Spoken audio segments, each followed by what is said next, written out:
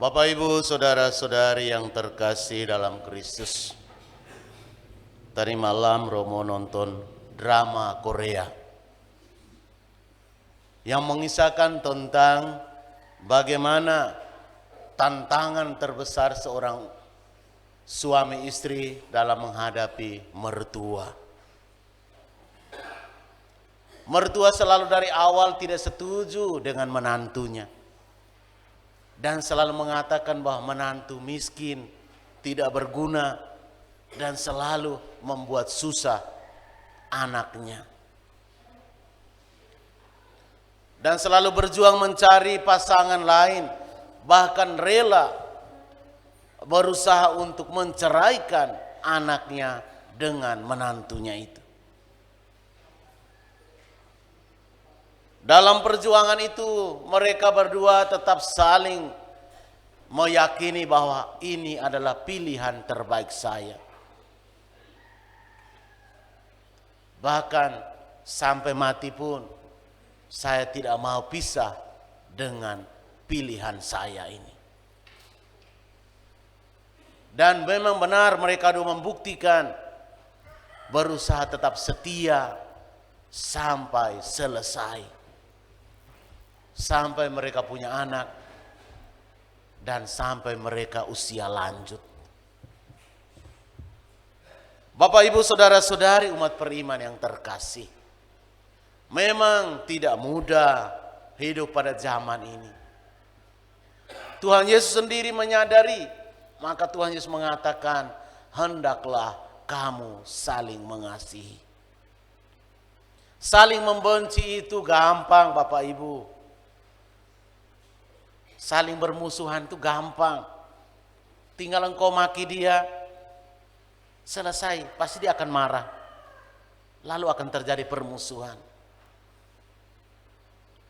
Tapi berusaha mempertahankan dengan berjuang mengasihi sampai mati, itu tidak mudah. Dalam drama Korea yang Romo nonton tadi malam, tantangannya hanya mertua dan keluarga besar. Bahkan mertua bisa mencarikan jodoh lain, padahal anaknya sudah menikah. Karena merasa bahwa yang dia carikan akan lebih baik daripada menantunya. Jadi apapun yang dilakukan oleh menantunya selama ini, cari uang, kerja keras, mencintai anaknya, mencintai cucunya, untuk dia tidak penting itu. Tidak ada arti sama sekali. Karena dia tetap terobsesi bahwa menantunya tidak sekaya menantu-menantu lain. Anaknya tidak sekaya keluarga lain. Bapak, Ibu, saudara-saudari, Tuhan Yesus pada hari ini menyampaikan sabda ini kepada kita. Kamu adalah muridku jikalau kamu saling mengasihi. Menjadi umat Katolik di tengah mayoritas harus ada nampak perbedaan. Karena orang akan selalu melihat bahwa ajaran kita adalah ajaran kasih. Maka ketika Bapak Ibu mau bertengkar, ingat ada tetangga yang beriman lain. Orang akan mengatakan, katanya ajaran kasih, kok tiap hari berkelahi terus. Bukan berarti kita mau munafik, tapi kita sekurang-kurangnya memegang apa Yesus katakan hari ini. Kamu adalah muridku jika kamu saling mengasihi. Tinggal sedikit waktu saja. Bapak, Ibu, hidup bersama itu tidak ada yang tahu. Kita tidak tahu kapan pasangan kita akan diambil. Apakah benar nanti sampai anak kita semuanya menikah?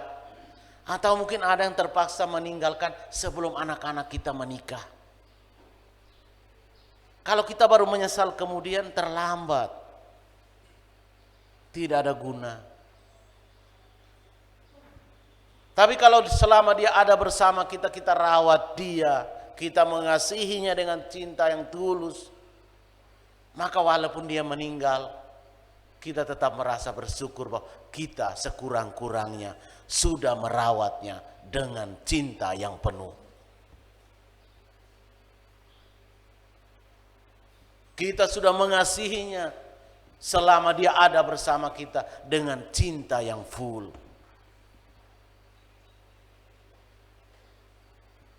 Tinggal sedikit waktu saja dia ada bersama kita. Demikian juga orang-orang tua kita mungkin saat ini sudah sakit-sakit, sudah tidak bisa ke gereja. Untuk anak-anaknya, tinggal sedikit waktu saja dia ada bersama kalian. Yesus ada dalam diri orang tua kita yang sakit itu. Tuhan itu nyata dalam diri mereka itu.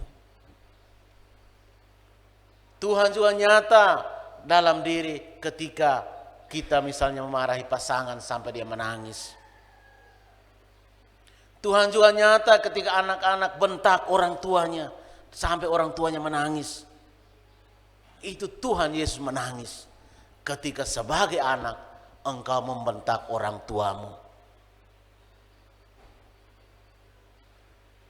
Tuhan Yesus menangis dan sedih ketika anak-anak kurang ajar dengan orang tua. Tuhan juga sedih ketika orang tua tidak mengasihi anak-anak dengan cinta Tuhan sendiri.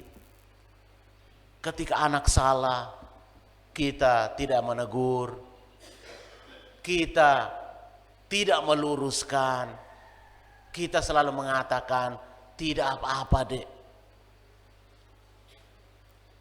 Tuhan Yesus menangis saat itu. Karena apa? Orang tua merusak masa depan anak. Ketika anak-anak lupa diri, tidak terima diri, motor misalnya orang tua ambil dengan utang, tapi anak-anak pakai tidak bertanggung jawab. Sebentar dia sudah copot ini kaca spionnya, sebentar dia sudah copot sayapnya, lalu orang tua tidak menegur. Tuhan Yesus sedih karena engkau tidak mencintai orang tuamu yang ambil itu motor dengan utang, dengan cicil. Maka Rom berharap anak-anak muda kita, para pemuda kita harusnya ikut misa ini dan dengar. Dan kalaupun mereka tidak misa, tolong sampaikan khotbah Roma hari ini. Kalau kau mencintai orang tuamu, rawatlah motor itu dengan baik. Cintailah motor itu, tanda engkau mencintai orang tuamu yang berkeringat. Bahkan mungkin sampai utang bertahun-tahun tidak lunas. Jika engkau adalah muridku, maka engkau harus mengasihi, mencintai. Tanda cinta itu sederhana. Janji kepada orang tua, Ma, Bapak, saya akan rawat apa yang Anda beri ini dengan sebaik-baiknya. Maka ketika dibeli ada kaca spion, tetapkanlah motor itu ada kaca spionnya. Kaca spion itu ada gunanya. Supaya engkau di jalan engkau lihat ada apa di belakang kita. Maka motornya Romo itu kaca spion tetap utuh kiri kanan.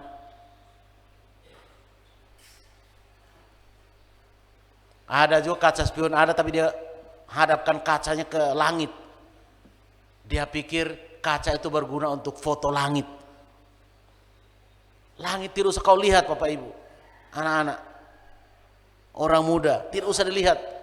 Langit tidak akan mencelakakan engkau. Yang mencelakakan engkau tuh ada motor di belakangmu, ada mobil di belakangmu yang akan tabrak kau karena kau jalan tidak lihat. Kaca spion itu penting. Bukan untuk lihat langit kaca spion itu. Tanda kita sayang orang tua, rawat. Demikian juga untuk suami istri. Romo selalu ingatkan, tanda kasih sayang itu sederhana. Saat ini lagi terese jagung, kalau terima 10 juta, serahkan 10 juta. Istriku yang tersayang, yang terkasih, yang tercantik. Bapak tadi sudah timbang jagungnya kita, dapatnya 10 juta. Mama atur baik-baik supaya uang ini cukup. Kalau mama bisa atur sampai 1 tahun, mama paling cantik dah hari ini. Itu artinya bahwa tidak ada dusta di antara suami dan istri. Dan kalau para suami puji istri kan tidak rugi toh. Demikian juga kalau para istri, suami sudah kerja keras, sudah datang hasilkan uang, setor semua. Puji suami juga tidak rugi kan. Suamiku engkau paling ganteng sudah di dunia ini. Tidak ada saingan. Karena engkau tidak rugi juga kan. Kamu adalah muridku jika kamu saling mengasihi.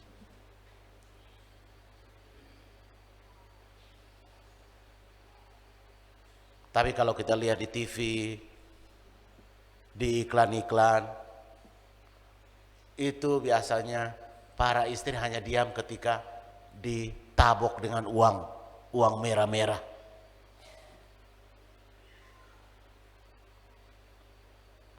Tapi kalau itu tidak cukup juga, maka tetap juga tidak akan berpengaruh. Dari yang dia cinta itu hanya uang. Tapi Romo yakin, mama-mamanya Romo ada di paroki ini, mama-mama yang baik hati semua, amin. Mama-mama yang tidak muka uang, amin. Mama yang tetap sayang suami dalam keadaan apapun, amin. Biar miskin tetap sayang, amin. Itu, bapak-bapak sudah dengar tuh. Mama-mama tuh tetap sayang Anda semua, walaupun miskin, tetap disayangi. Apalagi kaya. Apalagi uangmu kalau engkau store semua. Kalau sudah ada dompet suami sendiri, itu berbahaya. Kamu adalah muridku jika kamu saling mengasihi. Saling mengasihi artinya tidak ada rahasia. Ketika Bapak Ibu sumpah depan altar, dikatakan apa? Setia dalam suka dan duka, untung malang, sehat dan sakit. Harusnya ditambahkan kaya dan miskin. Nah, harus tambah itu sebenarnya. Jadi jangan hanya saat kaya. Lalu tambahkan juga ganteng dan sudah jelek, cantik dan sudah jelek, tetap setia. Harus tambahkan itu. Waktu masih mulus dan sudah keriput, tetap setia. Itu baru benar. Sehingga sumpah depan ini tidak main-main. Ada yang masih ingat sumpahnya? Coba Romo tes bapak-bapak dulu. Dari bapak-bapak pertama ya, setelah itu mau mamaku. Janji perkawinan. 1. Setia dalam suka dan duka, untung dan malang, di waktu sakit dan sehat, sehat dan sakit. 3 janji ini. Coba mau mamaku, suara lantang sekali. Mama jangan kalah dengan bapak-bapak. Setia dalam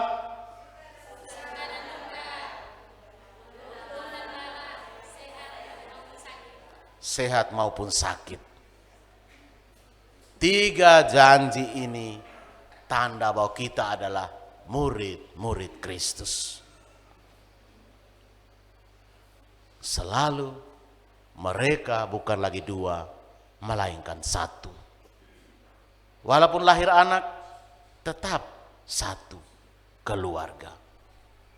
Jadi jangan berpikir bahwa mereka bukan lagi 2, melainkan 3, 4 karena sudah lahir anak. Oh tidak. Hukum Katolik itu matematika yang paling buruk. Untuk Yesus 1 tambah 1, 1. Itu hukum Katolik. Hukum Kristiani. Kalau untuk orang lain kan 1 tambah 1, 2. Tapi untuk Yesus tidak.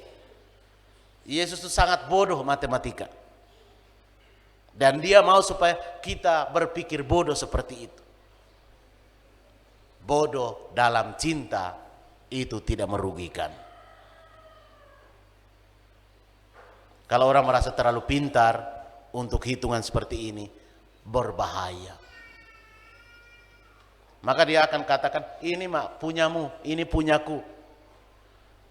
Ini bapak punyamu, ini punyanya ibu. Bapak jangan ganggu. Karena mereka dua.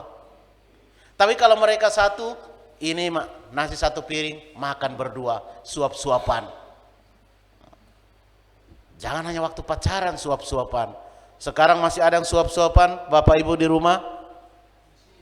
Masih. Mama Seva dan Mama Seva masih suap-suapan. Mereka bukan lagi 2, melainkan 1. Bohong katanya. Oh iya, bahaya. Nah. Tetap 1. Itu matematikanya Yesus untuk hukum perkawinan ya. Yesus tidak pernah mau 2, 3. Dan itu yang kita imani. Jadi walaupun ketika kita sudah umur, biasanya orang merasa, oh malu Romo, masa suapin pasangan. Kalau di rumah sendiri kan tidak apa-apa toh. Bahkan kalau anak cucu lihat, itu lebih bagus. Opa oma nih, kakek nenek ini suap-suapan mereka berdua. Anak mulai berpikir, semoga saya suatu saat saya mesra seperti kakek dan nenek. Anak-anak itu berpikir, semoga kalau kami sudah tua, sudah umur, kami mesra seperti bapak dan mama. Ada nilai lebih. Mungkin untuk kita itu sesuatu yang memalukan. Tapi sebenarnya itu teladan yang sangat baik.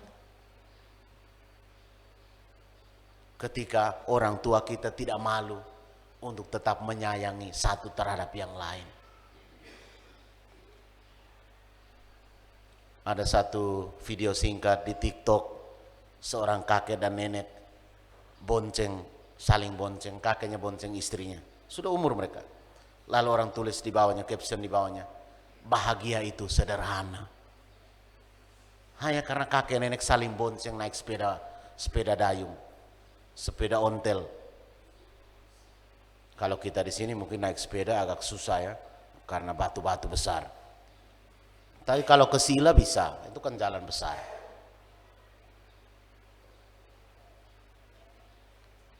Tetap tidak malu mereka berdua saling goncengan.